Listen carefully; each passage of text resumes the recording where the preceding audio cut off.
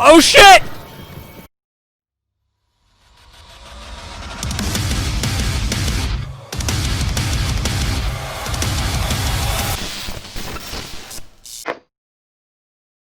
Hello everybody, I am Flameless Soul and I welcome you back to Amnesia, a machine for pigs. Before we get started, remember that if you find yourself enjoying the video, leave a like down below. And if you feel like you might have missed something, both the first games and this game's playlist can be found both in the cards right there, as well as down in the description. And if you go down in the description, you can also find a link to our Discord.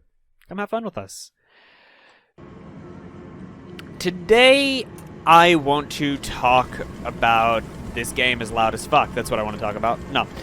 Today I want to talk about fantasy, like, things that fantasy games and novels and fantasy creators, people who create fantasy worlds do, that I personally find to be a bit,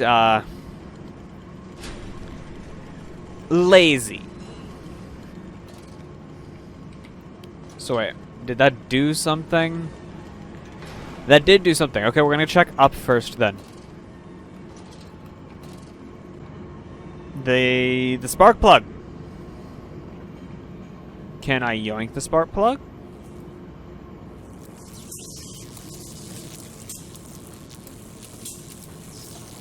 Is that what I was supposed to do? This electrification must be lethal to the touch, now to confound the machine and flood the system, this time not with sewage, but boiling, sparking liquid death. Okay, cool. Sup? Good to see ya. Okay, so the thing that I see that's done super frequently, that I personally find to be a bit... Will they be free? Yes, my friend. Drained and bled and freed from the prison of the flesh.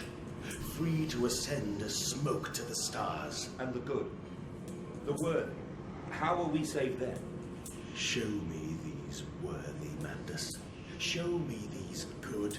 I do not see them. Mandus really should have caught on that there was something suspect going down when he heard words like that.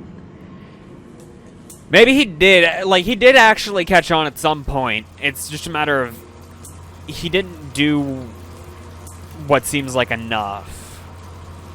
Or he did enough and then he forgot that he'd done enough. But the thing that I find lazy is dungeons. In fantasy things, people so frequently run into this thing where they just want it to be like Dungeons & Dragons. We have something to read again. So they just add dungeons to their world, and it's essentially just medieval Europe. I sense an opportunity. My first strike, impeding these cogs with a large enough object, should jam the flow of coolant, causing a pressure buildup that will split the pipes and rupture the tanks. Awesome! Coolio. Because I see it super frequently that the only thing that they do, they take medieval Europe, that's it, they take medieval Europe as it was, or just a older civilization like Europe, and all they do, large enough object,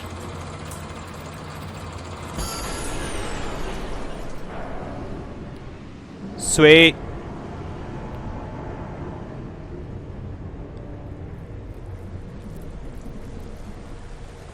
Rupture the tanks, right? Build up pressure and rupture the tanks. See, that level of sabotage is significantly better than just removing the cogs, because a missing cog can be replaced. But jammed cogs, you have to remove them as well as fix, take out whatever it is that's doing that.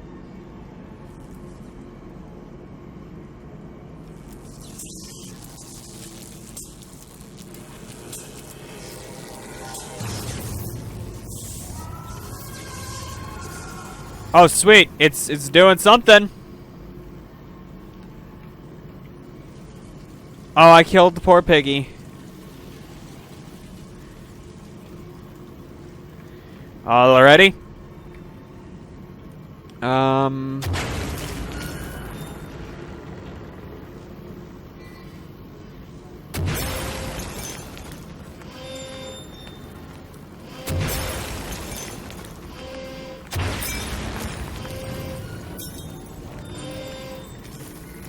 Alright, now spin this because gotta have as many errors as possible. The laziness is in that they don't build a unique world. The only thing they do is they add an adventurer's guild and and dungeons to medieval Europe, but otherwise everything is the same except for like the implementation of monsters. I know you, machine. I know what you fear. I will rain excrement into your very soul. I will destroy you.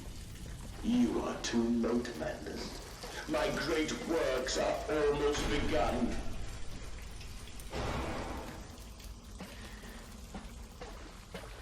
I am not too late because I'm already doing something. And waste not, want not, for here the assorted slop and innards are sifted and sorted and enter the world through more channels and means than one could possibly conceive. The product passes by this section of the engine and is driven through the blade, splitting it into two sections, ready for the butcher's block. And in the interim, it is kept in our freezer bays under the house, and the heat produced naturally by the refrigeration process feeds into the pipes and crannies of these rooms, and is the very reason, my dear friend, that we can sit here in shirts and waistcoats, but no jackets, on a freezing winter's night, without a fire in the grate, and discuss our great enterprise. The warmth in our bellies and toes may be attributed directly to these bellies and toes, even now passing through steam, fire, and blade beneath our feet.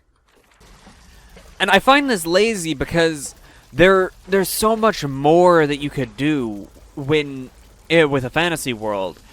Even in my own story, I've used a bit of laziness in that. Can I grab that? I cannot. In that I've said it's in a sort of Industrial Revolution era sort of time. But I haven't added dungeons to my story because I found that doing so would be lazy. Okay, I'm gonna read this before whatever starts chasing us. Walking away from those temples, that small pile of stones under the rhododendrons, the skulls of innocents under the louse-clawed, headless rib cages in the cool stone behind the altar. 3,000 miles apart, I trace back my life to this instance. Rain channels eroded in ancient stones. The toxins are already in this damp, this falling water. I hack and reach and vomit into the sink and grasp the bowl with both hands and stare. There in the plug hole, as clear as day, a toy spine, clockwork and intricate like a child's spine, but clockwork. How could that be? How could a child's spine be made like clockwork? I washed it carefully and placed it into the mantelpiece. By the egg I laid myself under the garden where the children's skulls are buried. I call it my Mexico. Don't quite understand that, what was just said, but I suspect he absolutely killed his kids.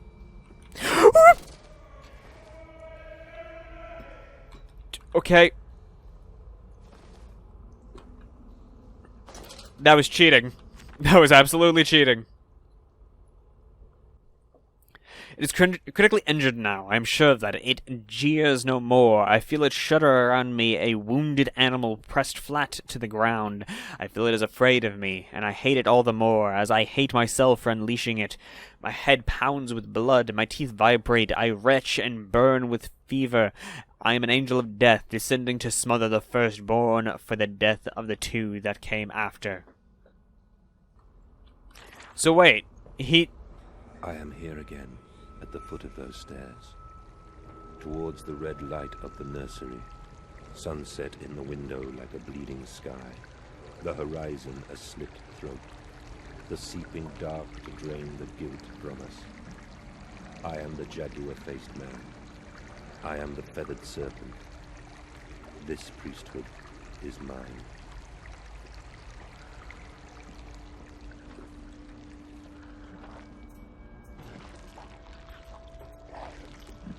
Afternoon.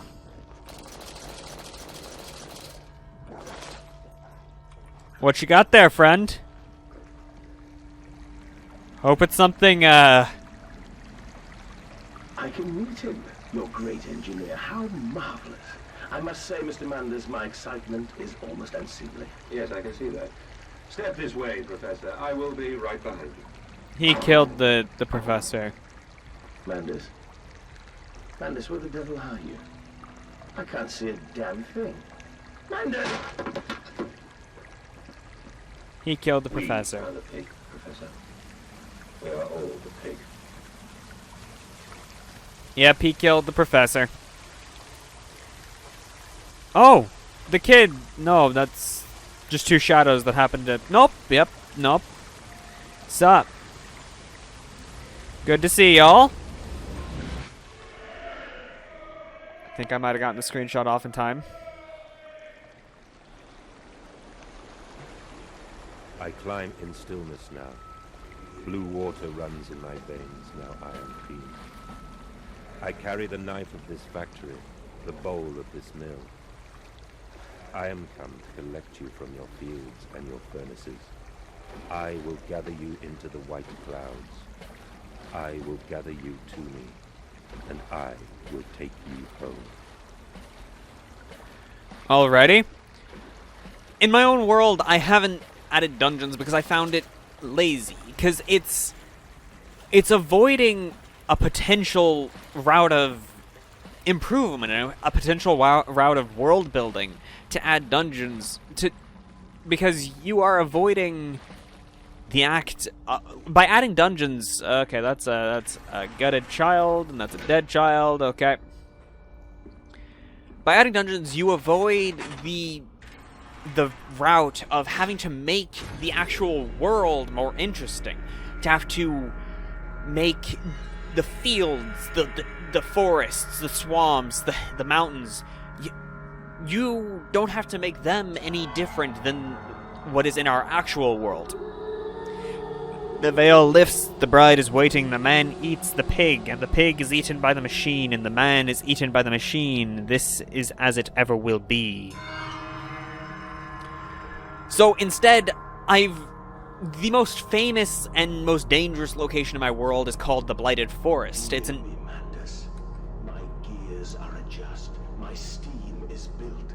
Soon I will spill that blue water and split the egg, the atom, my soul, and there will be a very great burning that we might make the world clean. Be proud, for this is your doing. Until you steeped me in the blood of your own, I was nothing but rotten architecture. You have made me, and I will make the world anew. And I'm going to end you for convincing Mandus that it was a good idea to kill his kids. Explore. The Blighted Forest is a location where everything is trying to kill you. The beasts, the monsters, the plants, the very air is semi-deadly. I walk tunnels where no human has tread before. I am sure of that. It is just me and him now. Frost ferns on my coat sleeves, the deathly still, and the freezing air tells me I am close. So, this is the freezer location that they were talking about. Alright. Tripperary pre-grinding. Alright. I'm attempting to avoid adding dungeons. Like, for the longest time, I debated about it, like whether adding them was a good or a bad idea, and I finally decided. Take my children. Aye, Mandus. Of all the blood we have spilled together, the first drops fell from your hands alone. Then I am damned for a filicide, and everything is lost. Yeah, I've been telling Mandus that his kids are dead. Now I know for sure that it was him who killed him. What are the pig noises going on for? Instead of adding dungeons, I'm trying to create an interesting world. Obviously, yes, I've already decided to set a large portion of the world in a very similar to Industrial Revolution Europe. But I'm attempting to avoid just putting all of the fantasy underground. I want the fantasy to be, like the fantastical nature of things, to be floating out in the open, whether it's trees the size of skyscrapers or swamps made of acid. I don't want it to have everything that makes it any different than our world purely be the creatures within it, the races within it, and everything else about it that is different be buried under the earth where no one would ever discover it unless prompted to. Because, yes, there is the natural curiosity, but not everyone feels the natural inclination to explore underground, to delve into those caves to find out what is in them. And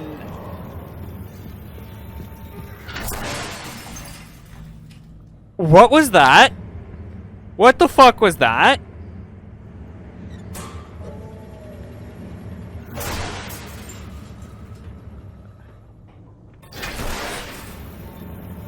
What the fuck are these things?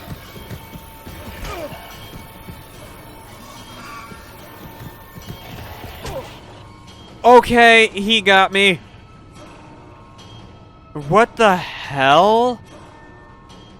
Right out my eyes. Okay, since I know there's one right here.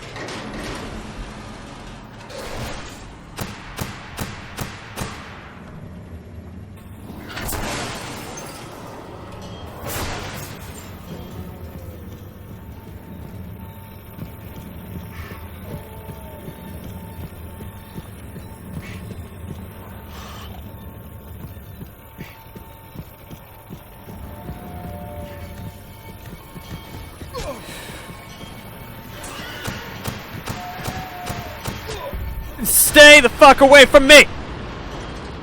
What the hell? Why did that thing, like, phase in and out of existence? That was... okay. I didn't like that. So instead, I'm trying to, like I said, place the fantastical things above ground, out in the open, where you will see them, even if not at the very beginning of the story, even if the things that make the world magical and beyond our own, even if they are not blatantly obvious at the very beginning of the story, I want them to be exposed. I don't want them to be buried in a cave somewhere where no one will find them. I want as much of the world to be magical as possible. Mandus descending amongst the spirits. Blood, Mandus, we are steeped in blood, you and I. You wear me like a mask, and we will tear the future loose from the ribcage of the present. We will sow them, and then we will save them. We will save them all. I don't believe you and I have the same definition of save. Only to save you. Only to spare you. I would have given my soul to spare you this world and its loam.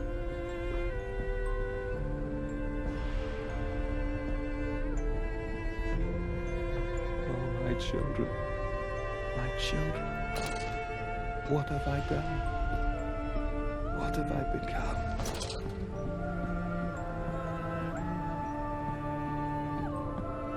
I will put it right, my darlings. All of my wrongs will be righted. All of my sins washed clean.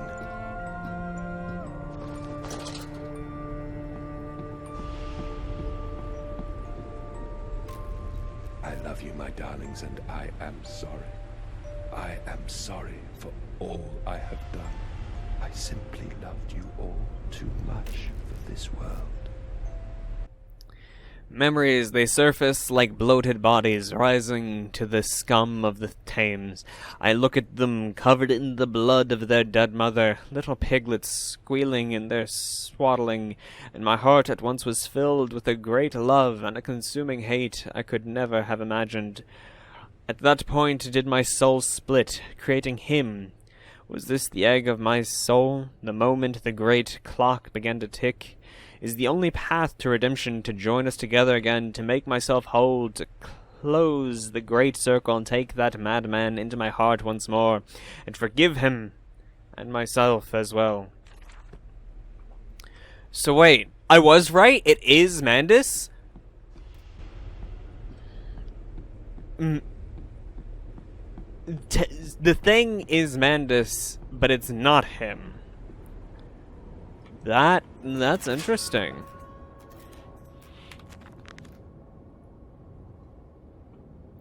I search for instructions, for advice, for help in my goals, but in return the system mocks me. Simpleton, it says. You must find your own answers now. Not the greatest thing. Sup, Peggy? I can't sprint. Mandus, put aside your misguided crusade and let me save them. You may hate me, Mandus, but I have seen the future, your 20th century, and let me tell you this, a far greater slaughter awaits you there. I seek to save the world by blood now, before millions fall beneath history, pushed under by blade, bullets, and gas. So he's talking about World War I, which hasn't happened in this world just yet.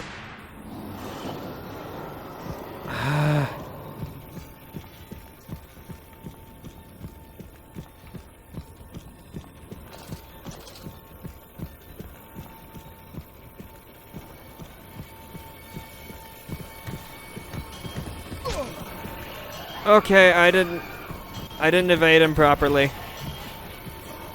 I'm fucked. Leave me, creature! Nope, he didn't leave me. God, I hate these zappy things. They're fading in and out of existence, and it's disgustingly bizarre.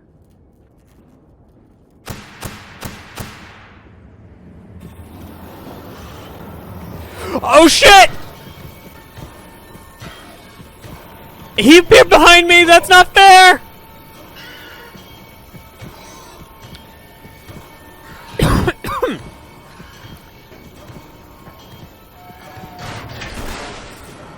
Alrighty. Why? What are you doing to me? How are you doing that? So, the egg, the Mandus in the egg, can in some way traverse time. And he's talking about World War I and World War II. But this is the 19th century in the 1800s. And that right there is exactly what I mean. That is a magical thing that's not so out in the open.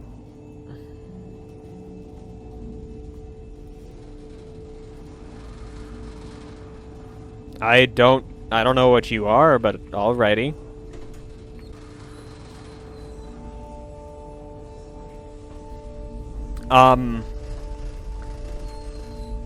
Got no idea what the point of these are, but they're super cool looking. I like them. It reminds me of old harmonica. Like the ones. Have you now, creature? I will destroy you. Stop him! Stop him! Kill him! It is over. It is time to end this madness. I don't know what I did, but Oh, God help me. I am lost in the dried paper the soul.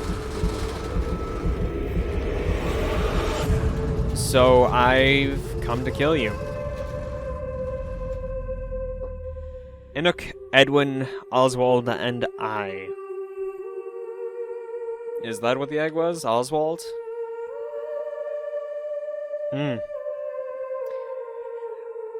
saddened by the fact that so many fantasy authors fail to make their worlds stand out, to become something unique and beyond our own, because they restrict themselves to already existing tropes, already existing races. Madness, listen to your heart. You know you are with me.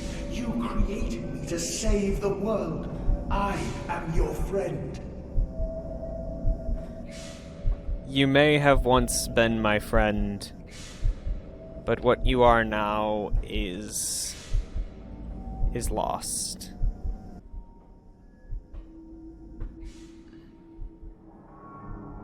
Am I supposed to go this way?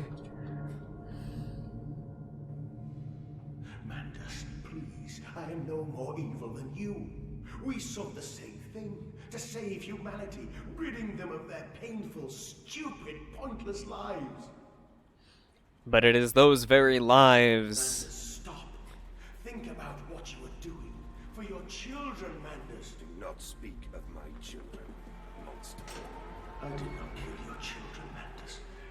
You sacrificed them on the temple steps, knowing what the current century would do to them. Your sons will drown, lungs full of mud and shrapnel on the banks of the Somme. You wanted to save them from the horror to come. That is the vision we shared. Everything we have built to avert this coming nightmare. You and I are one. We are the same. Our souls are entangled. You deserve to make them free. But what is freedom without the right to choose what you will become? If free is a world where I am dead, I would rather live as a slave. A slave to the system that this world has created that I am unable to escape.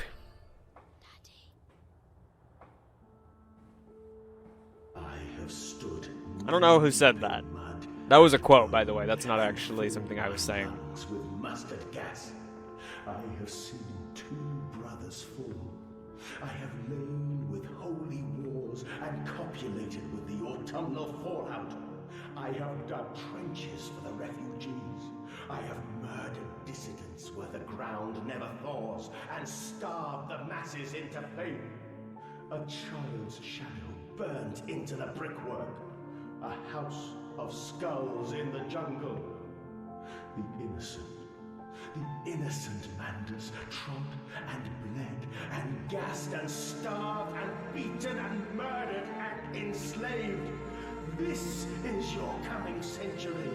They will eat the Mandus. They will make pigs of you all, and they will bury their snouts into your ribs, and they will eat your hearts. And I will eat yours. Because that is how this system works.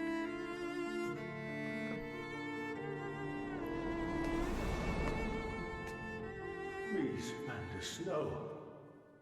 For your children. You keep saying, for my children, for my children. What does that truly mean?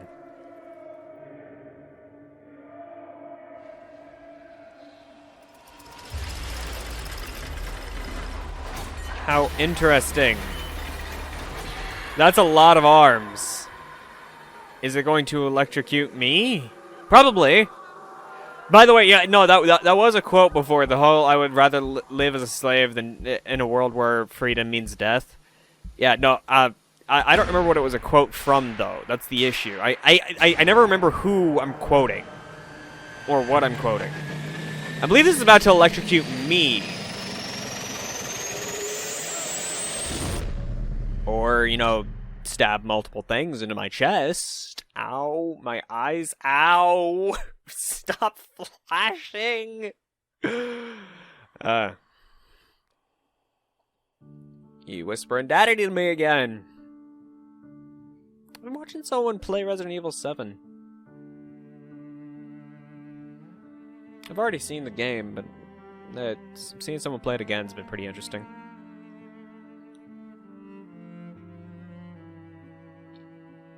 Alright. What am I even...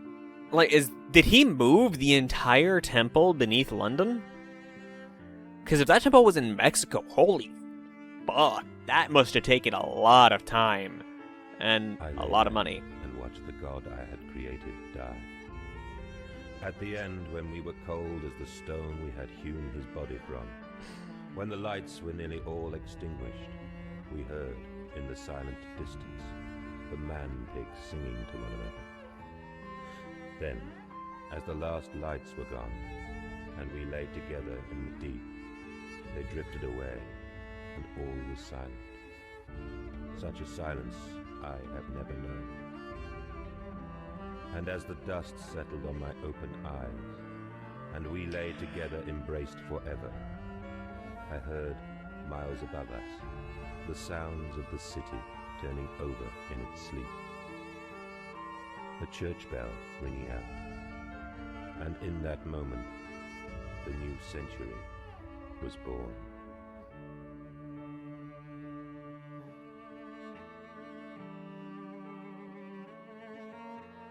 So, his children are dead, he's dead, machine is dead.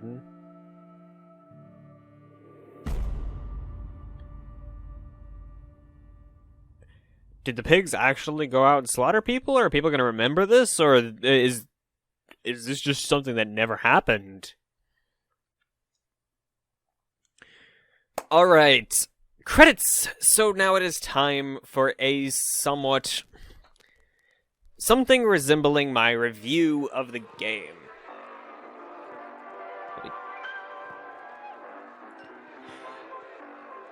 I like to do this at the end of every game, right? If you're new to my channel, at the end of every game, I like to look back on the game and give my opinions of it and my sort of review. And God, this is just, the sound is distracting as hell, but I don't want to just take off my headphones. This game, honestly,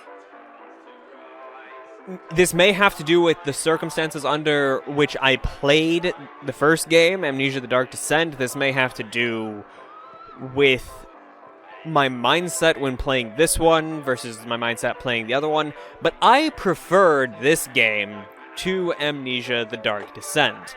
Maybe that is because Mandus had a significantly more personality than I remember of the character we played as in the first game. Maybe it's because I didn't have to choose something. The ending wasn't open. It was clearly a set point that I was always progressing towards, and there was no way to change that. But I preferred this game over Amnesia: The Dark Descent. Obviously, that is not the majority's opinion as seen by the Steam reviews of the two games, where it's either overwhelmingly or mostly positive for Amnesia: The Dark Descent, and it is mixed for Amnesia: Machine for Pigs.